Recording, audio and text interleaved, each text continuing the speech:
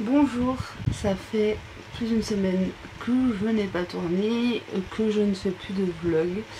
Je crois que je sentais qu'il allait y avoir un truc qui n'allait pas, puisque je n'avais plus envie de filmer. Il faut dire que avec la chaleur, donc je m'excuse si je brille, même si je viens de prendre ma douche.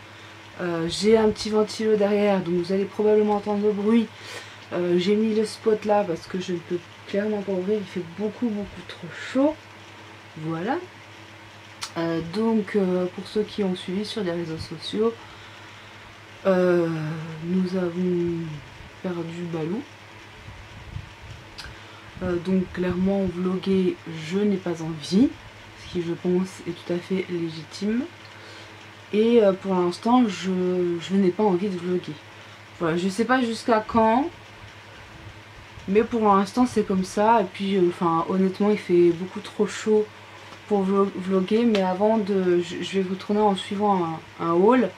Et avant de faire le haul, j'avais envie quand même de vous faire cette vidéo pour vous expliquer ce qui s'est passé. Lundi, j'avais filmé un petit peu lundi et mardi, mais les rushs, honnêtement, je vais pas vous les mettre, je vais les supprimer parce que j'ai pas envie de regarder les rushs. D'ailleurs, j'ai des photos que j'ai prises la veille avec Lucas et Balou. Je savais que c'était les dernières photos et j'ai pas envie de les regarder, donc je vais les mettre bien évidemment sur l'ordi, mais je ne vais absolument pas y toucher pour l'instant parce que je peux pas. Je ne peux pas du tout. Alors je vais vous expliquer un peu ce qui s'est passé. Je suis détendue parce que je suis sous cachet, voilà. Et j'essaie surtout de penser à autre chose, ce qui n'est pas toujours évident, puisque comme vous le savez, Balou ça fait plus de 12 ans qu'on l'a, voilà. Donc vous savez, il y a quelques mois on était déjà allé au vétérinaire parce que il avait un œil tout du moins qui s'enfonçait dans l'orbite. Et on le voyait qu'il y avait un truc qui allait pas, il y avait quelque chose qui n'allait pas avec son œil. Et donc on est allé au veto et elle nous a dit c'est une maladie, on peut faire un scanner pour voir ce qui va pas, mais il faut aller jusque je ne sais où, payer 360 €, enfin voilà. Et c'est même pas sûr que ça marche. Bon voilà, pour ceux qui ont suivi l'histoire, nous les 360 € on les a pas. Et on ne peut pas se permettre de partir comme ça à faire des centaines de kilomètres non plus quoi. Ensuite, elle nous a donné des gouttes et tout. Enfin, Balou il allait bien hein, à ce moment-là, il allait encore bien. Il avait un petit truc sur la cuisse, elle disait ouais c'est un genre de verrue quoi, il faut lui percer de temps en temps et vider ce qu'il y a dedans. Ok. Et un jour, il y a une grosse boule qui est apparue et qui s'est mise à saigner. Ça saignait, ça s'arrêtait pas. Donc j'avais appelé, je leur avais expliqué, ils m'ont dit essayez de voir pendant quelques jours comment ça avance et puis si ça bouge pas, vous venez. Donc on y était allé et malgré les soins qu'on avait prodigués à Balou, et il faut savoir quand même que ça vaut très cher hein, de payer ça, de faire des visites comme ça, les cachets, les machins, les trucs, ça vaut quand même assez cher. On n'a pas un budget voilà, illimité. Après, c'est pas parce qu'on n'a pas un budget qu'on va pas soigner notre chien, puisque vous voyez, voilà, on se mettrait dans la merde, même avec notre bébé, pour notre chien, puisque c'est notre premier enfant. Donc on a fait tout ce qu'on pouvait, on a fait tout ce qu'on pouvait. On l'a opéré, l'opération s'était bien passée, s'était remis quand même pas mal. Mais je pense que c'était honnêtement juste pour... je sais pas si c'est le mot est juste, mais j'ai l'impression quand même que ils nous font payer le plus qu'on peut payer possible à nous mettre dans des situations comme ça. Alors que il y a quelque chose qui va pas, ils devaient bien le voir. Je veux dire, enfin, faut... Je sais pas. Bref, je vais pas rentrer dans ce débat là, mais je pense concrètement qu'ils savaient vraiment qu'il y avait quelque chose qui allait pas. On est retourné, genre, déjà une semaine après, on est retourné. Sa cuisse elle était bien remise, enfin voilà. Et genre 2-3 semaines après l'opération, il y a un énorme hématome qui lui est apparu sur le ventre. Un gros truc violet qui ressortait comme ça, violet rougeâtre. Je vous en avais parlé même en vlog. Et je comprenais pas trop comment c'est possible qu'il ait ça, pourquoi c'est là, d'où ça vient. Je le voyais et tout machin, j'ai essayé de nettoyer parce que j'ai cru qu'il saignait en fait. Mais il saignait pas, c'était à l'intérieur qu'il y avait un truc qui allait pas. Donc j'étais encore une fois en panique, comme la première fois où il avait son kyste qui faisait que de saigner, saigner, saigner. Parce que le premier kyste là, il faisait que de saigner en fait. C'était comme un énorme caillot. Enfin, c'était comme une énorme boule avec plein de caillots dedans, de sang, de trucs, tout ce que tu veux. Et bref, je sais que c'était pas très ragoûtant, mais voilà, faut que je vous raconte un petit peu ce qui s'est passé. Si je suis pas très expressive et tout, enfin voilà, c'est ce que je vous dis. Je suis sous cachet, donc forcément je suis pas très expressive, on va dire. Donc qu'est-ce qui s'est passé ensuite? Donc cet énorme hématome, moi j'appelle pour savoir si on peut venir les voir, ce qui va pas quoi. Donc le jour même, hein, je crois que c'était le jour même, je sais plus, honnêtement je sais plus parce que je suis un petit peu dans le coltard on va dire. Donc on va les voir, elle nous demande, c'est bizarre, est-ce que c'est peut-être suite à l'opération, mais quand même 3 semaine après, c'est bizarre que ça apparaisse comme ça d'un coup. C'est pas venu progressivement, hein, c'est venu vraiment d'un coup du jour au lendemain. Il avait cette grosse plaque toute dure violette rouge. Et elle nous demande s'il s'est battu ou s'il est tombé ou quoi. On lui dit non, il s'est pas battu, enfin non. C'est un chien en plus qui aime les gens, qui aime les animaux. C'est pas un chien qui va aller se battre. Hein. Donc du coup on lui explique que non. Et donc elle nous donne une crème aux huiles essentielles. Et des cachets. Elle nous dit ça va pas, donnez-lui du tramadol, enfin voilà, machin. Il avait toujours ses yeux qui étaient revenus renfoncés. Et là c'était plus celui-là, c'était celui-là. Et puis des fois c'était les deux. Et comme je vous avais expliqué le dernier coup, c'est que tout le long, c'était en fait quand il y a un problème à l'œil comme ça chez les chiens, c'est qu'il y a un problème à l'œil qui descend, qui va jusqu'à l'arrière-train et qui remonte, je ne sais où, au cerveau je crois. Enfin c'est un trajet qu'il y a et il y a quelque chose sur le trajet qui ne va pas quand ils ont les yeux comme ça. Et en général c'est pas forcément très bon. Des fois il y en a ils vivent comme ça pendant des années, ça peut se résorber, voilà. Et en général ça peut aussi annoncer quelque chose de mauvais. L'hématome, elle nous a dit exactement la même chose, c'est que ça pouvait aussi annoncer quelque chose de mauvais. Surtout que ça a apparu comme ça en fait, comme le kyste qui était venu le premier coup, c'était apparu du jour au lendemain, je sais pas si vous vous souvenez. Enfin en tout cas pour les personnes qui ont suivi mes vlogs, je sais pas si vous vous souvenez, mais c'est vraiment apparu comme ça, comme par magie. Et donc Balou, depuis plusieurs semaines, depuis l'opération, même un petit peu avant je crois, il avait commencé à... On voyait qu'il était... Enfin il était vieux, Balou, il avait énormément de mal à respirer, enfin voilà, il avait de la peine à respirer, à se lever, etc. etc. Et c'est vrai que le premier coup qu'il a eu son hématome, ça l'empêchait aussi de se lever comme il faut, et il respirait fort, il avait du mal à respirer. Donc en fait on l'a soigné comme on pouvait, on lui mettait de la crème, machin, il continuait quand même à venir faire un peu la fête à Lucas. Je pense qu'il avait quand même mal parce que déjà le premier coup qu'on l'a vu pour l'hématome, elle disait pauvre loulou il doit avoir mal, enfin voilà. Mais le truc c'est, comme je vous l'ai déjà dit, Balou ne se plaignait jamais. Donc vu qu'il se plaignait jamais, on pouvait pas forcément deviner toujours ce qui n'allait pas.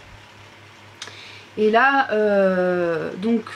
comme je crois que je vous l'avais dit en plus, la veille où ça a commencé vraiment à déraper. Je vous ai dit, Balou il est vachement essoufflé et tout. L'hématome c'était résorbé, on était contents et tout. Et puis du jour au lendemain, on avait stoppé du coup le traitement puisqu'il n'y avait plus rien. Et du jour au lendemain, c'est revenu encore une fois. Donc voilà. Du jour au lendemain, il a arrêté de manger. Il n'avait plus d'allant. Il venait plus faire la fête. Et puis ça devenait vraiment compliqué pour lui pour se lever. Voilà, pour se lever, pour respirer, ça a commencé à vraiment plus aller. Et la veille qu'on l'emmène, non. Si, la veille qu'on l'emmène, j'ai appelé pour prendre rendez-vous. Celle qui s'était occupée de lui n'était pas là.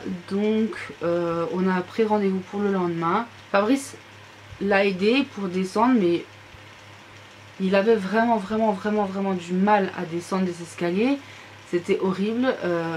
Boire c'était compliqué. Et j'ai su que le lendemain, quand on l'a ramené au veto, qu'il faisait pipi marron presque noir. Donc il y avait concrètement quelque chose qui n'allait pas. Il avait des petites boules, des petits kystes. Enfin moi j'avais senti des petites boules. Et là à la fin il avait l'hématome qui était revenu. Et à l'intérieur de son ventre, c'était dur et c'était énorme. Je ne sais pas ce qu'il a eu. Je ne saurais pas vous dire. C'était probablement un cancer. Mais un cancer de quoi? Je ne sais pas. Puisqu'elle nous en avait parlé. Que c'était peut-être ça. Un cancer de quoi? C'est justement la question que j'aimerais moi savoir. C'est toujours un point d'interrogation. Parce que je ne saurais jamais ce qu'il a eu.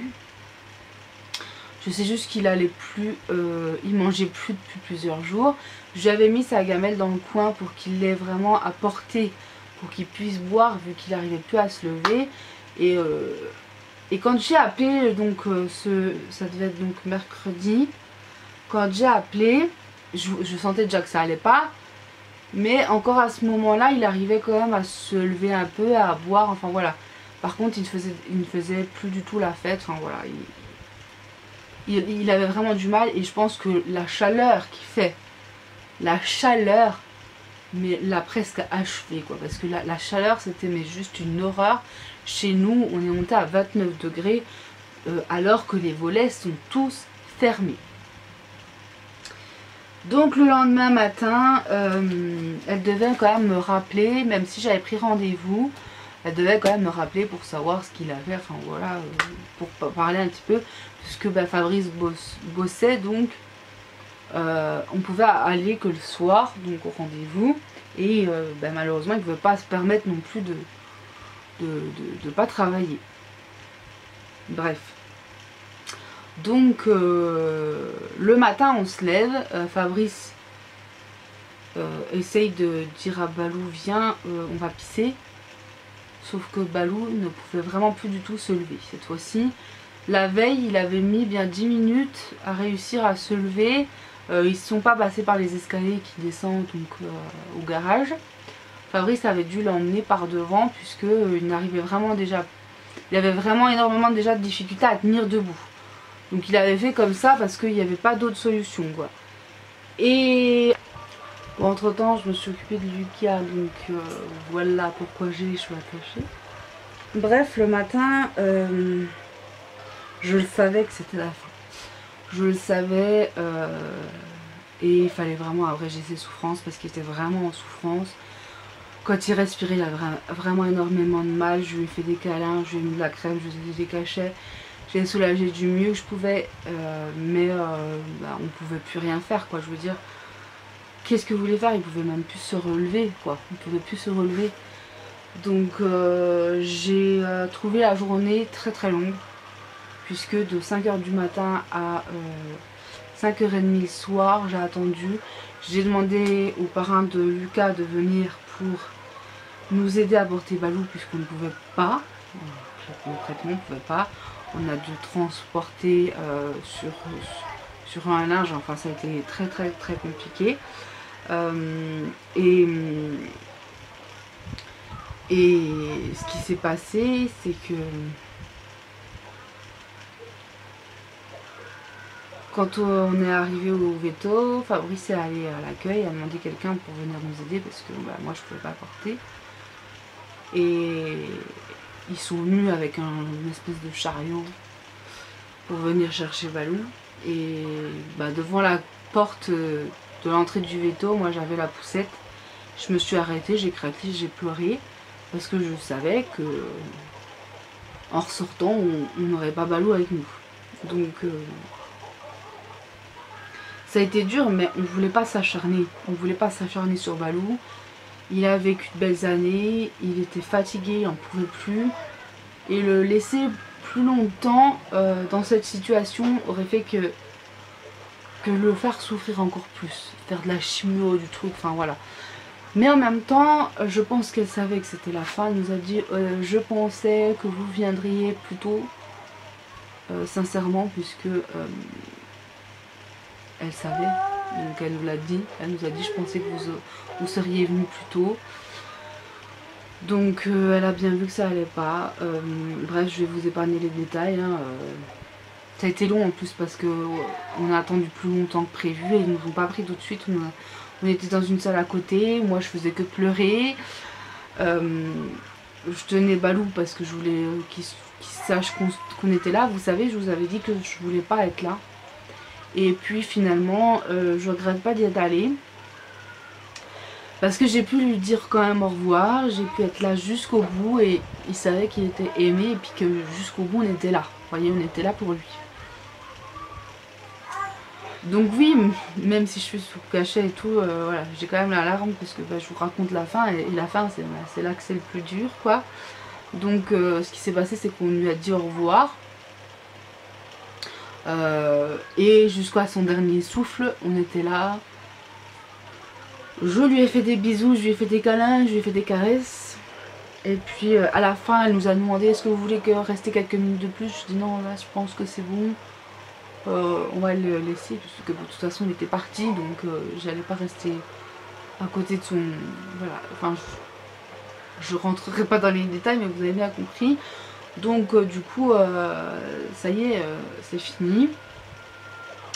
Donc là concrètement les jours qui ont suivi, je vais vous raconter quand même la suite. C'est que ça a été très très dur pour moi, j'ai fait que pleurer.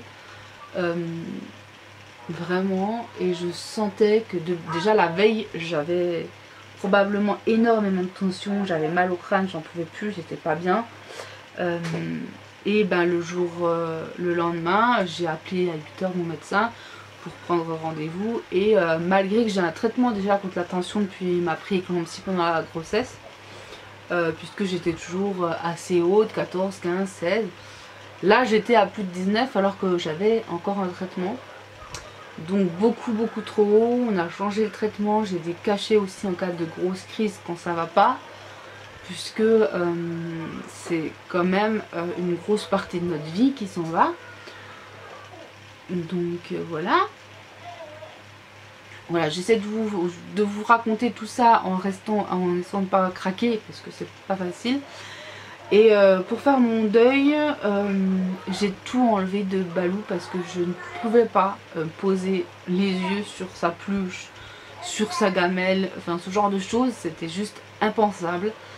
Donc j'ai vraiment tout enlevé, j'ai tout mis à la poubelle à contre-cœur.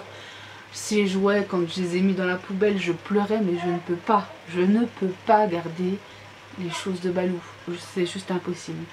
J'en garderai le bon souvenir, j'en garderai des photos, mais tout ce qui est jouets, gamelle, non, c'est juste pas possible, je peux pas garder ça.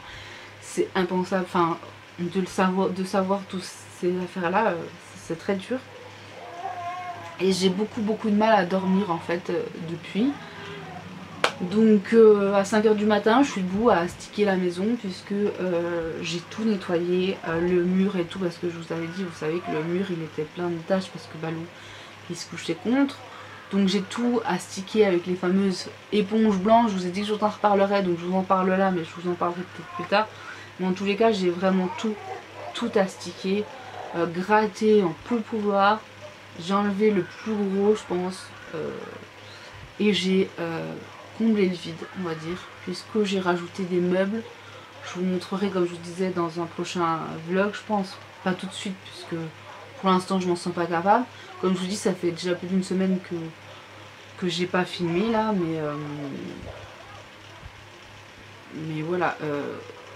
Je voulais vous faire déjà une première vidéo pour vous dire tout ça.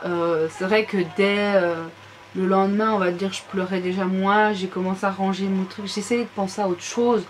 Vraiment de penser à autre chose que de la perte de notre chien. Et donc j'essaye de me réorganiser dans la maison. Parce que c'est vraiment difficile. C'est vraiment difficile. Donc pour se changer, il faut changer des choses, il faut bouger des choses. Et ça fait du bien. Vraiment, ça fait du bien. Voilà, c'est tout ce que j'avais à dire, c'est que ça fait du bien de pouvoir faire ce genre de choses, de pouvoir bouger. Ça m'a vraiment changé les idées. Faut savoir que ce week-end on a été donc de baptême. Ça nous a fait du bien aussi de pouvoir partir et s'aérer. Mais là c'est pas évident parce qu'il fait très chaud et donc pour s'aérer c'est compliqué. Voilà. Donc bref, en tous les cas je voulais vous faire déjà une première vidéo pour vous expliquer ce qui s'est passé. Que je ne sais pas quand c'est que je vous referai de vlog à proprement parler, puisque pour l'instant j'ai pas envie, avec la chaleur et tout, vous savez, je vous en ai déjà parlé, en plus de tout ce qui s'est passé. J'ai pas envie de vlogger, mais je vais continuer quand même pour l'instant à faire des vidéos. Là j'ai un haul à faire puisque ça m'a fait du bien de faire des achats concrètement, et voilà. Donc sur ce, je vous dis à très bientôt pour une prochaine vidéo. Bye bye.